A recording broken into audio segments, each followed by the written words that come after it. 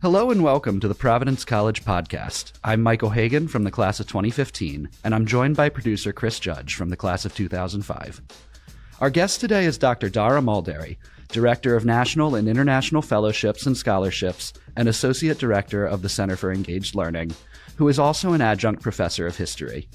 In recent years, Dr. Mulderry has had great success connecting students with prestigious fellowships and other post-baccalaureate opportunities. Thanks to her diligent work and guidance, Providence College is a top producer of Fulbright Fellows. Today, though, we'll be discussing matters that fall under her academic interests as a scholar of political and intellectual history. In 2017, she spoke to the Providence Journal about political polarization in the United States, saying that as polarized as the country was in the aftermath of the 2016 election, it paled in comparison to polarization at other moments in history, like the bitter buildup to the American Civil War. In this episode, we'll ask the question, have matters gotten worse? And what does history offer us to compare and contrast to our present situation? Dr. Mulderry, welcome, and thanks for joining us. It's wonderful to be here, Michael. So in July of 2017, as I said, you spoke with the Providence Journal about political polarization. It was less than a year after the Trump election. And let's just recall those months. The country was divided over border and immigration policies of the new administration. FBI Director James Comey was fired in May as allegations of collusion with, or at least welcoming, Russian meddlers roiled the administration.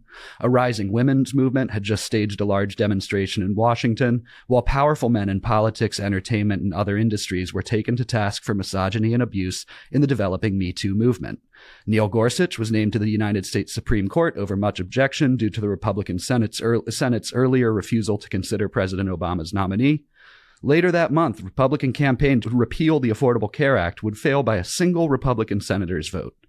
And in August, white supremacists would march through the streets of Charlottesville, with one extremist killing one counter-demonstrator and injuring dozens of others. This short summary only begins to capture the divided state of the Union in July of 2017. So now, that was a mouthful, but to the question, you said then in 2017 that earlier moments of U.S. history were even more divisive than that summer. What moment or moments were these? Well, the one you mentioned is the big one, and that's the decade really, right before the American Civil War truly was a much, much worse time. In terms of tension and also acts of violence.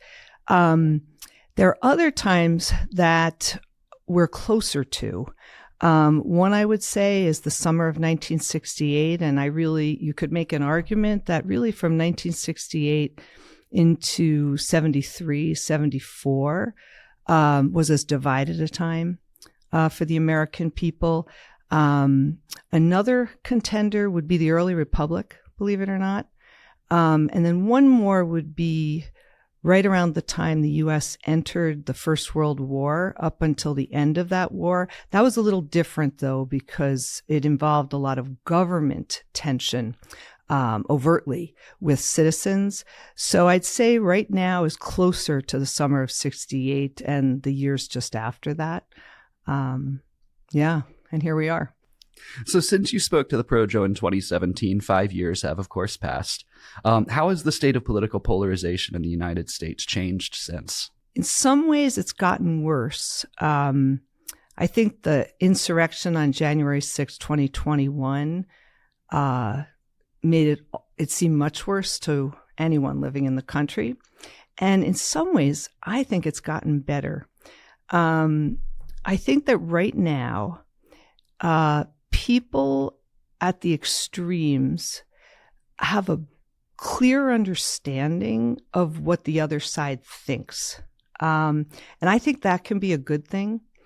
I also think that the Dobbs decision, in a really interesting way, has prompted, because of initiatives in different states around abortion policy, it's what's brought into the foreground that wasn't there before this overturning of Roe v. Wade is the complexity of opinion about abortion. Now you know better what the middle consists of on that issue. And I think that might, I'm being an optimist here, we might end up with more bipartisan efforts on that issue and others. Another thing that I think is better than in 2017 is we have seen not much, but some bipartisan legislation in the past few years, especially on infrastructure.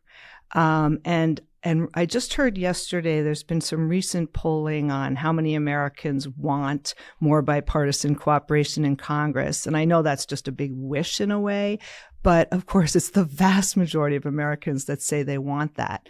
And now they know a little bit of what it can look like even in this time of divisiveness. So I'm pinning some hope on that as well. What are some of the biggest contributors to political division today? Like, what are the fault lines, and how are they alike or different from causes of historical division that you mentioned in the first question? Well, I'm not original in saying this, but certainly partisan press is playing a huge role. This isn't the first time in U.S. history that's true, but now it's television. And then exacerbated by social media. And I'd say the popularity of television news outlets that are majority of the time openly derisive of the other side. I'd say one side, it's acutely derisive, and the other side, it's very smug. It's just Americans have moved away from watching things like the PBS NewsHour or Walter Cronkite in favor of much, much more partisan discourse, and it's on all the time. It's accessible all the time. I shouldn't even call it television. That dates me. It can be viewed, at any time on your computer. And these silos or echo chambers, both really, where fewer and fewer people read newspapers that we associate with an independent press, and especially young people. And so they're communicating with those who already think like them. That, I think, exacerbates the divisiveness a great deal. What's interesting, and we don't think about it now so much, is that in the early republic, it was just that way. Right. It was just that way. And in fact, when we think of the majority of Americans seeking a more objective take on the news, it's easy to think it went back all the way to the founding. Not at all. It's truly a 20th century phenomenon. Newspapers in the early republic were not only partisan, they were part and parcel with the party. Yeah, they were party apparatus, right? Absolutely. There's a really wonderful book. It's fairly new, by a historian named Pasley, Pasley. I'll look up the name by the end of the podcast.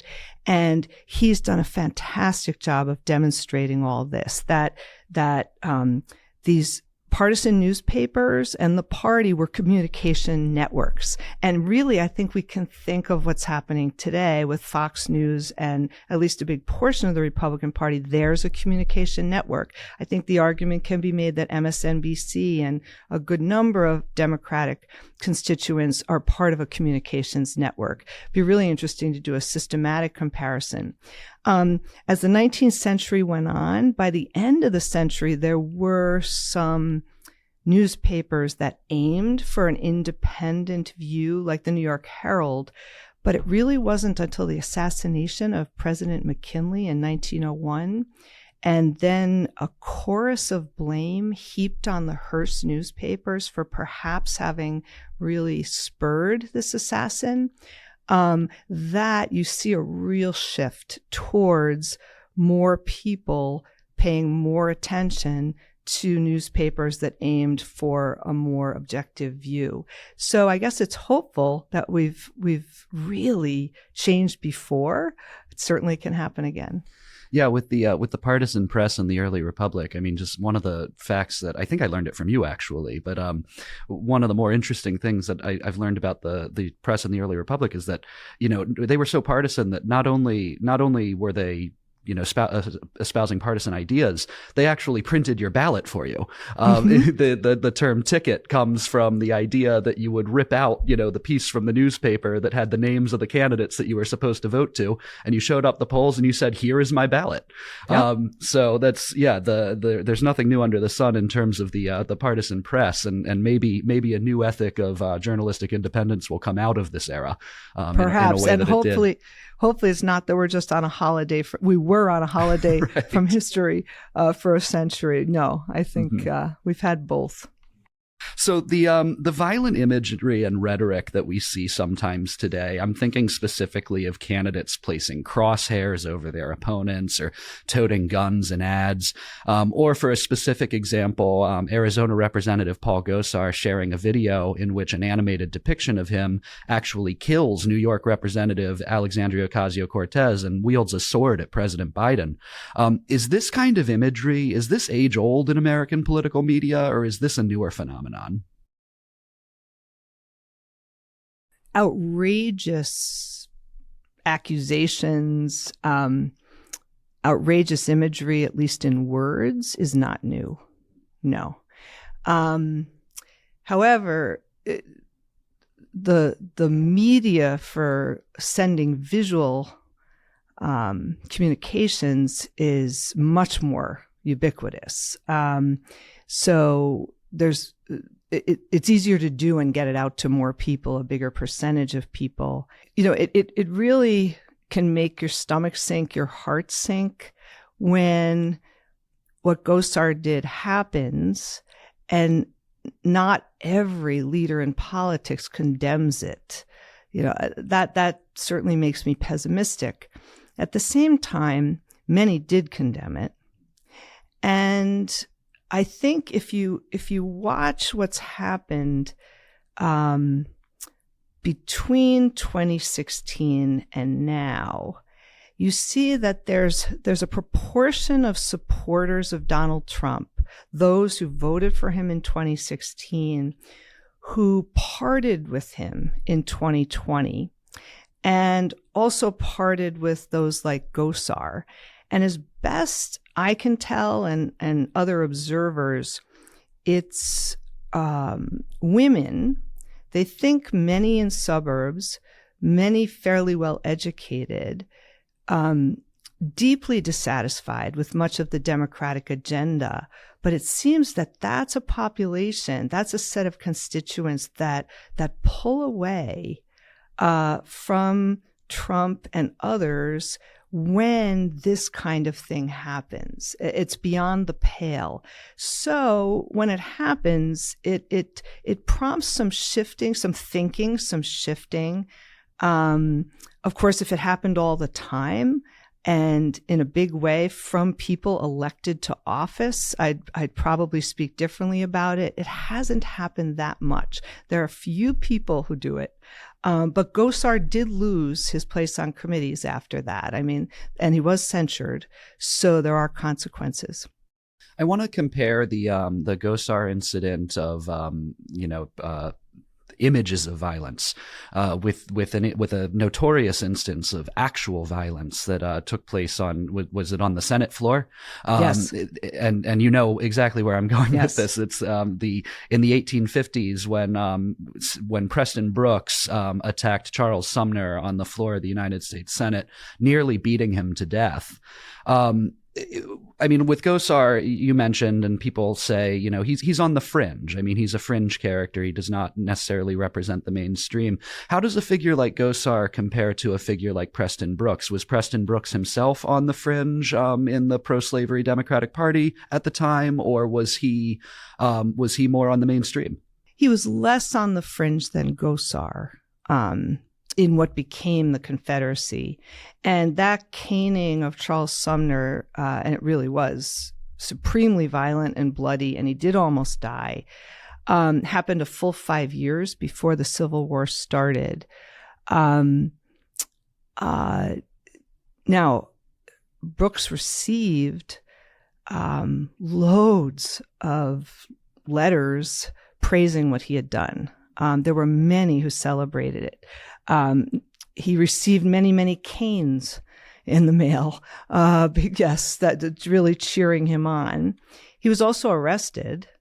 He was not sentenced to jail. He was fined. He was fined the equivalent of what would be about $10,000 now. So not all that much.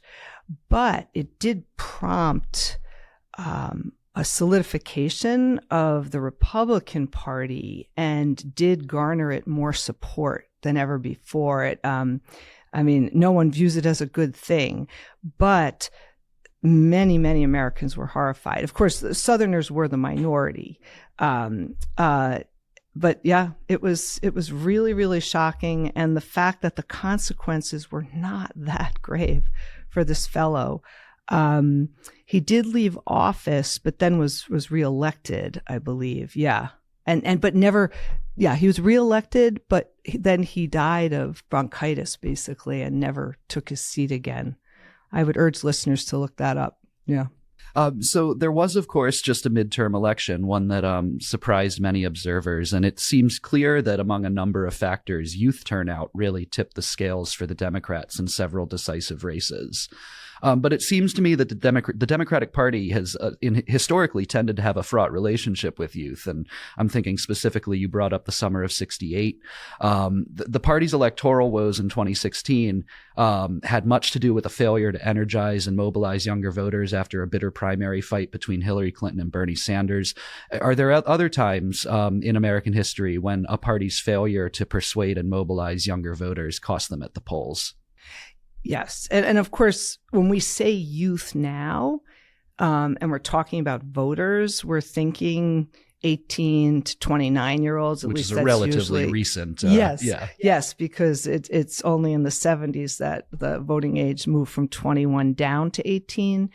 Well, you already mentioned the big one, meaning 1968. Sorry, that was a spoiler. Yes, in 1968, young Democrats were very suddenly alienated from the party, and many didn't vote at all. And I bet many listeners already know this, but in the lead up to the summer conventions where the Republican and Democratic parties picked their candidate for the November major election, in the lead up to that, early in the primaries, Eugene McCarthy, a senator from Minnesota, ran in New Hampshire, more or less knowing he wasn't ever going to be the party's choice for president. Building that kind of base wasn't within his reach, but he got more than 40% of the Democratic vote in that primary, and he was an anti-war candidate. And the president at the time was a Democrat and very, very, very much a hawk in Vietnam. That was Lyndon Johnson. And that sent shockwaves through the party. And within not that many weeks, Robert Kennedy jumped into the race and took on the anti-war stance as well. And he had the capacity to build a big base within the party very fast. And then Johnson decided not to run at all. Really unusual in American history for an incumbent as young as he was and who had won by a landslide 4 years before to say, I'm not even going to go for it. And young voters, especially anti-war young voters, felt they had a candidate for them, not only when it came to the war, but also on anti-poverty initiatives. A lot of the Great Society initiatives Johnson had put forward were the kind of thing Kennedy stood for. And then in early June, just after winning the California primary, which would have sent him almost certainly to get the party's nomination, Robert Kennedy was assassinated. At the summer convention, the delegates who were moving towards nominating the vice president, Hubert Humphrey, a great liberal on civil rights, but someone who hadn't come out against the war, the delegates at the convention voted down the peace plank. So the party policy didn't shift into an anti-war zone. Young people who fully expected that were there. They were, at least a good proportion of them were angry and alienated and then didn't vote that fall. And Humphrey, although he came out against the war a few weeks before the election and gained in the polls, did not squeak through. And Richard Nixon became president, and the war went on for years. What do you find most interesting or surprising about the recent midterm election, whether at the federal, state, or local level? Here in Rhode Island, I wasn't surprised by anything. But like most observers, a red wave that was predicted, although by some it was only predicted tentatively, it just didn't happen. And so that's the biggest surprise. Going into the election, I thought there was a chance the Democrats would hold the Senate. I did think the Democrats were going to lose bigger in the House than they did. That truly surprised me. I was also surprised in the recent Georgia runoff that Warnock won as decisively as he did. I thought he might win, but we wouldn't even have the results for a while. It would be that close. And he won a little more decisively than I would have predicted. Yeah. One comment on young voters. It's really interesting that even though the percentage of young voters, meaning 18 to 29, who have participated in presidential elections and midterm elections has really gone up in the last few cycles, they're still voting in lower proportions than all the other age groups. I don't think it surprises anyone that they vote less than elders. Elders, there are lots of reasons why they vote in higher numbers. Some of it has to do with time and living collectively and assisted living, where all of this is made, it's facilitated, actually. It's an activity. It is. And there are government programs that they're more dependent on and would be thinking about. But it's still lower numbers. But what's really interesting is this isn't just a one-off. I mean, young voters have come out in the last few elections in significantly higher proportions than before. Yeah. You mentioned the Georgia runoff. Now, one thing that people have been mentioning, and it's interesting, especially in the case where you have this runoff election between two black men. But the runoff election, the institution of the runoff election in Georgia is actually supposedly it's a vestige of the Jim Crow South and voter suppression. Can you comment on this? Oh, I mean, just describing what you just described is comment in itself. I mean, U.S. federal system is so messy, right? I mean, we have such diversity of how voting is arranged, how votes are counted. You move from one state to another in the United States, and you go from years of pulling little levers to walking into what seems like a shower stall and using a felt pen. I mean, it's just all so. There are so many ironies as we move forward, but runoffs are like a penalty kick zone, right? They're not in and of themselves corrupt, even if they were put in place in order to create advantage for another group. That kind of metamorphosis is pretty normal. So out of necessity, because we're doing a podcast, not writing a book here, my questions so far have used broad categories to group Americans, like Democrats, Republicans, youth. Other categories frequently discussed in American politics are women voters, black voters, Hispanic and Latino voters, the quote-unquote middle America, and more. None of these, of course, are monolithic. So what are the dangers politically and socially of treating demographic groups monolithically? Well, of course, there are dangers because none of them are, although some of those groups do, in fact, have tendencies to vote almost all the same way. And that makes it tempting to treat all groups as if they're potentially going to at least almost all vote the same way. Almost all women vote the same way. Of course, the majority of those groups, you can break them down on different issues and they fall different ways. Now, currently, I would say that both parties are more or less aware that it would be very unwise to treat Latino/Hispanic voters as a monolith. They are a significant proportion of the American population. They are still voting in lower proportions than all other racial/ethnic groups, but not by a lot. And they, at least any study I've written, issue by issue, they do not fall cleanly into one party's agenda. And so that's going to be interesting in any area where there are lots of Latino and Hispanic voters. And I think both parties are now onto that. I think the Democrats recently assumed that women would be moved by the Dobbs decision into voting Democratic in huge numbers. And there seems to be an uptick there among young women for sure. In fact, it's only in the 18 to 29 age group that we had the majority of voters. So the majority of youth voters in this recent midterm election voted Democratic Party candidates, right?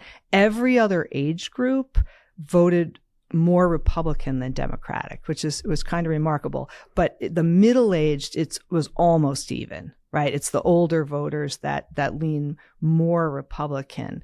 But if you look at those youth voters, there were more young women than young men that voted. That's always the case. In fact, in every age group, a higher proportion of women vote than men. I don't know that's stated very often, but it was a little more extreme, at least in the numbers I saw. At the same time, if you look at women overall, that wasn't at all their only issue. So again, there isn't a monolith, and candidates who keep that in mind will, I think, do better. In a similar vein, we often talk about, deep red and deep blue states, districts, jurisdictions.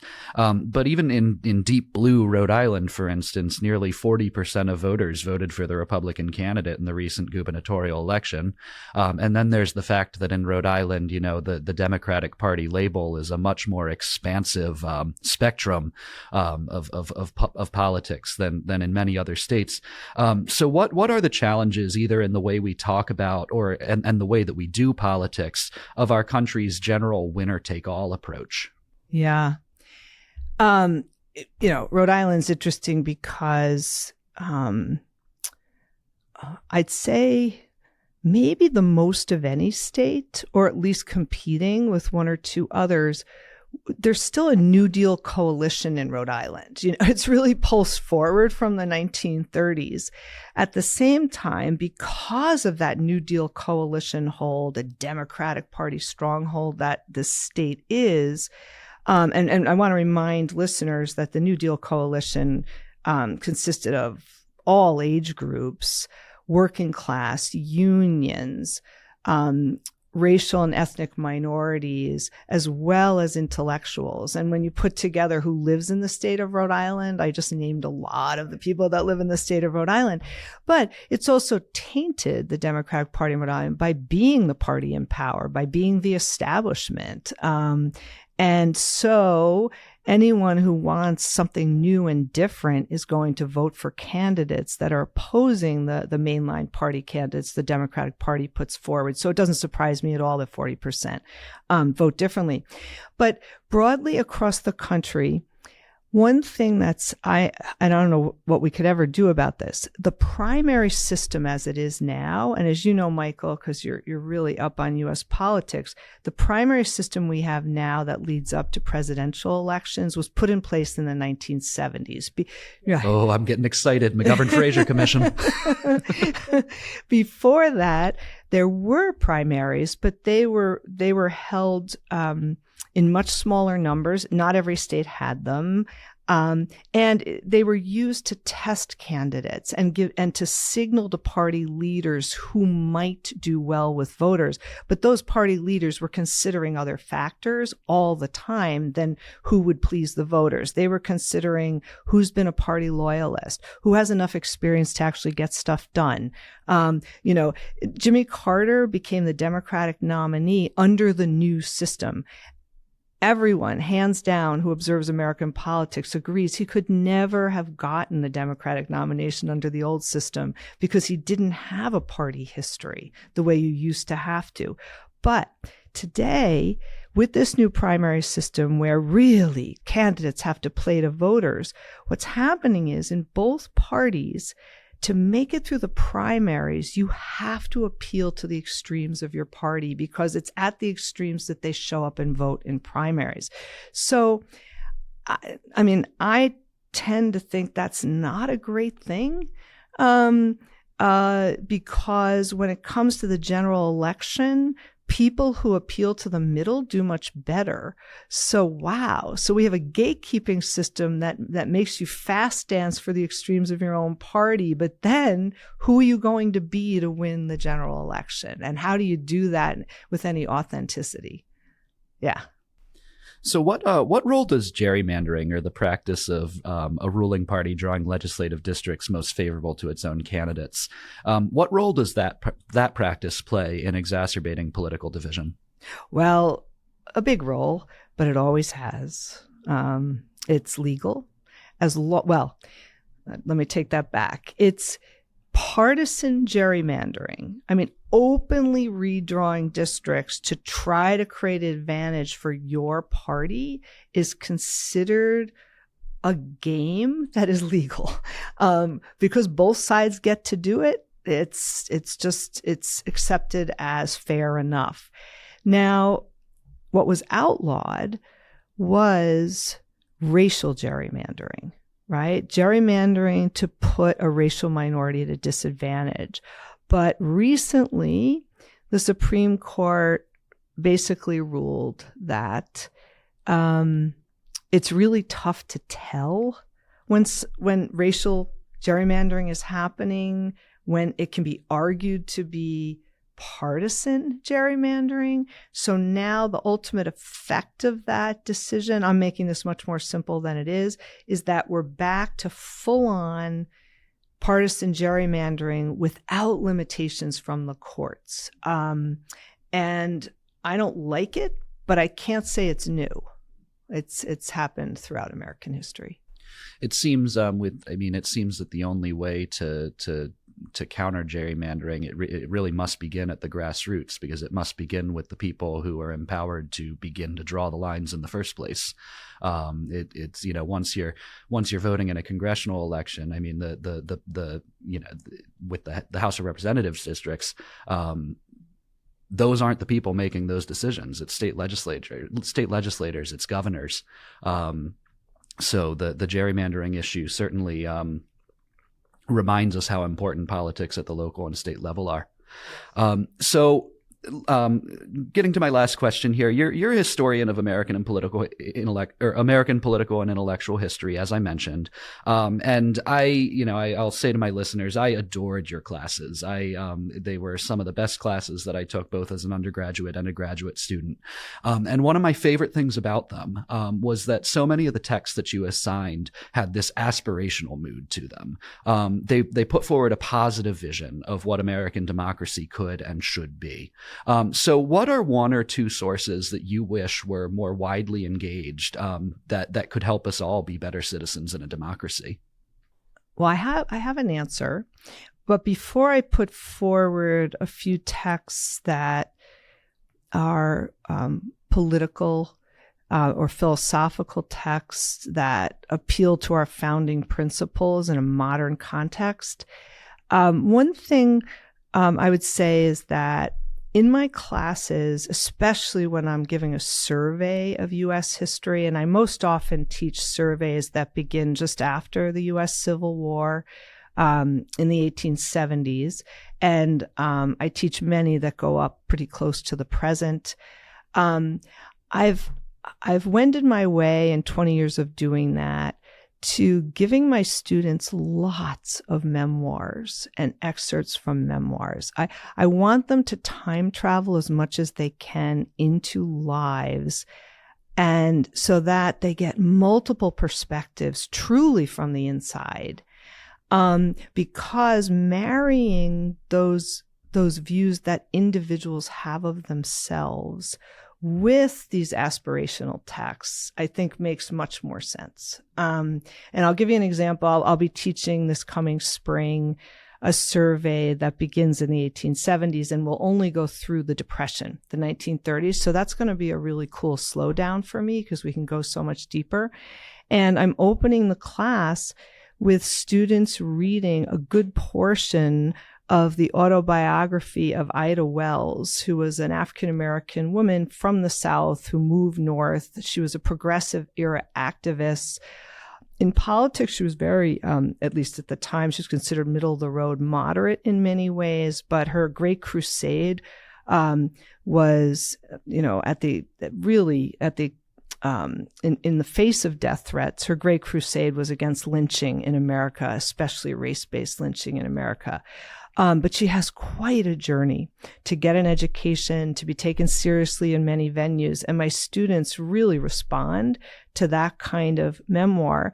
And at the same time, they read a pioneer white woman's memoir that she dictated because she really couldn't write. She dictated in the 1930s when she was 93 years old, the story of her going to the western white Mississippi frontier in a white enclave, lumber mills. And, her casual racism is present in the text. And at the same time, her struggles, her hard work, all that she suffered personally, losing 6 or 7 children, the students get her view of her own life from the inside out. And they also read a biography of Teddy Roosevelt, a big chunk of that, very different life in that same period. And there's one more that I won't mention here. Then they read one speech by Frederick Douglass. They read an essay on how American democracy can remain vibrant while being pluralistic. And that piece is by Jane Addams, who ran a settlement house in Chicago where she met a diversity of Americans, some of them very new Americans, and then became a best-selling author writing about this mix of Americans. So Jane Addams, Frederick Douglass, from the late 19th century, W.E.B. Du Bois, I have them read just 10 pages of his essay on race in America. And I think my favorite piece to give students of U.S. history, no matter what age I'm teaching, are 30 pages of excerpts from Tocqueville's Democracy in America. And probably my favorite passage that I really want every citizen of the United States to read is when Tocqueville talks about something you've talked about, Michael, and that is civic participation at the local level, and how the health of democracy depends on that participation. And Tocqueville is not pie in the sky romantic, assuming that all you have to do is urge people forward and they'll jump in order to virtuously help govern America. No, he knows that people are most likely to show up at a town meeting if something is bothering them.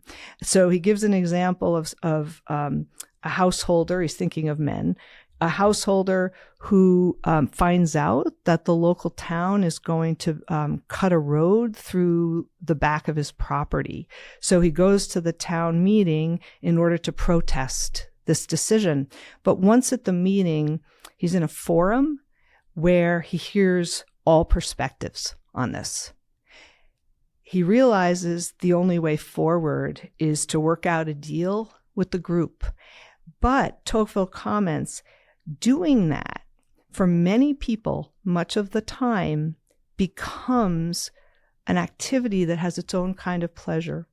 There's a certain pleasure in cutting those deals. There's a certain pleasure in what Adam Smith called the pleasure of concord, that you're in conflict, you reach some kind of agreement, and that in itself has an appealing moment, an actual pleasurable moment. I don't know if anyone's ever noticed this, but when you see Nancy Pelosi walk by Mitch McConnell, and I've seen this many times, the way they look at each other, the way they speak to each other, you can't hear what they're saying. There's pleasure in concord there. I'm not saying it's possible between every Democrat and every Republican, but every day there are those kinds of moments. Yes, they're combatants. At the same time, many, many, many of our representatives take pleasure in concord. And Tocqueville says you got to keep at it, show up at the local thing, and eventually you'll want to. And that's what's going to keep us going. If we keep associating and keep hearing what the other is feeling and wanting, we'll move forward better than if we don't. All right. Well, Dr. Mulderry, thank you so much for joining us on the podcast today. I've really enjoyed this conversation. It in many ways felt like being back in your U.S. history, 1900 to present, or American political theory course, which, again, are just some of my fondest memories of my undergraduate and graduate years. So thank you so much for coming on. It's been a pleasure. Oh, you're welcome, Michael. And it's really been my pleasure. Thanks. This has been fun. Subscribe to the Providence College Podcast in all the usual places, including iTunes, SoundCloud, Stitcher, Google Play, and Spotify, as well as your smart speaker. If you like what you hear, please review and share with others. Thanks for listening, and go Friars.